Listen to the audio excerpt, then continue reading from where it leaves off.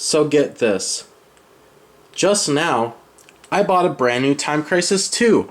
Here's the gun con, and here's the system itself. But you know what? Just now, I was trying to play Time Crisis 2, but the game wouldn't go past the title screen.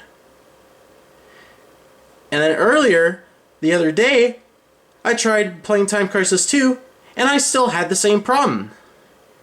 And just the other day, before that, I was trying to play Super Mario Bros. / Duck Hunt on the NES, and of course, I couldn't get past the title screen thing. No, just great. Just great. No, it's not! I'm pissed off about it! Not only can I not play these light gun games, but I just realized that light guns don't even work on LCDs! What am I going to do? What could be causing this issue? Is it the upgraded hardware, or does the TV just have a faulty design? Either way, I'm so mad that I spent money on a game that I can't even play! So you may be wondering, what the hell does this have to do with my friend's review show? Well, whenever I get pissed off that he hasn't made a single review in nearly 3 years, I crave one thing. Light gun shooters.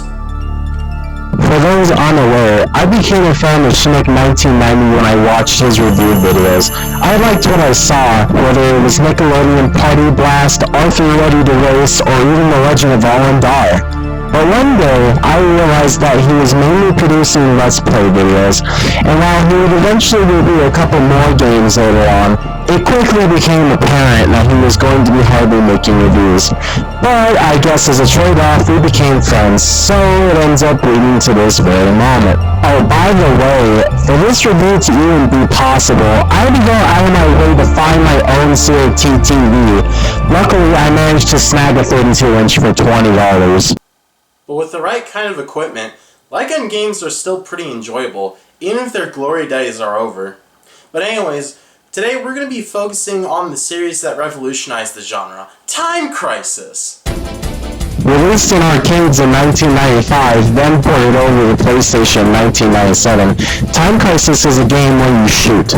Unlike previous games like Virtua Cop, where you shoot as fast as humanly possible to avoid getting killed, Time Crisis advanced the genre to make it less like a shooting gallery and more like when you play Metal Gear Solid, except instead of sneaking around, you kill everyone in sight, and that involves tactics and skill.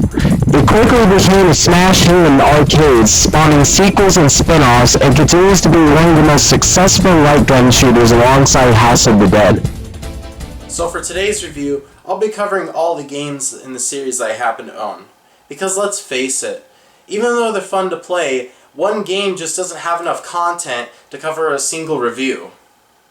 Also, with the exception of Time Crisis 3, I'll have to play each game with a gun con 1, mainly because I don't own the other games, let alone the other gun cons. Even though I do have the gun con 2, I still can't play Time Crisis 3 due to not owning the adapter for the gun con 2. And while the gun con 2 did come with the adapters, picking them up secondhand doesn't guarantee them. It's so rare that it's not even worth finding it. So unfortunately, I only get to use this bad boy on one of the games. Well, at least I can use the Gun Con 1 for the other two games. Anyways, let's get started. Beyond the self-explanatory gameplay, there isn't really much else to talk about. The only other thing I can talk about is the difficulty. Now, even though it's way easier and more fun to play the game with a gun con, the game can still be unforgiving. This is due to how you're unable to tell which bullets will hurt you and which ones don't. The only surefire way is to play the game long enough to know what kind of enemy is going to most likely hit you, but even then you can still get an unfair disadvantage. Not to mention the continue system. Unlike the arcade version where you can start from where you died, the home version makes you restart an entire area from the start, or if you're in a fight, it will restart the entire fight from the start. Additionally, if you run out of time, you die instantly. So if you can't react fast enough, it makes the game nearly unbeatable for people playing with a controller and very difficult for people that do have the light gun. Let me walk you through what it feels like to play this game as someone that doesn't have enough skill to beat this game. Stage 1 is fairly easy, but once you get to stage 2, there's this guy that pops out for only a couple of seconds. So if you don't react quickly, you're going to get damaged very quickly unless you go back in cover and waste your shot at him. And by stage 3, a crap ton of enemies with some of the most dangerous weaponry in the game is thrown at you. And while it's perfectly in balance for people with a controller, it's still difficult because you have to shoot these super tiny targets with a gun that's probably not even 100% accurate. To be honest, Shnick has only beaten this game once, but that was with using a turbo controller and using the game's hidden cheat codes. But good luck getting the cheat menu to appear because it's nearly impossible to get it to appear. So if you can't beat the game, you're gonna be raging so hard that you think about shooting a window open with the gun con, only to realize that it still isn't an actual gun. And with that, you have Time Crisis.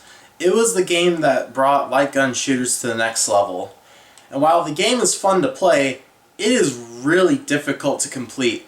So you better have a gun con, one of these, and play the game. Don't dare play this game with one of these. Go on, buy 90 CRT TV like me if you have to. Literally, I bought this thing. Look at this hunk beast thing. I had to buy that just to play the game with one of these. So, for the love of God, if you have to do that, go out and do it.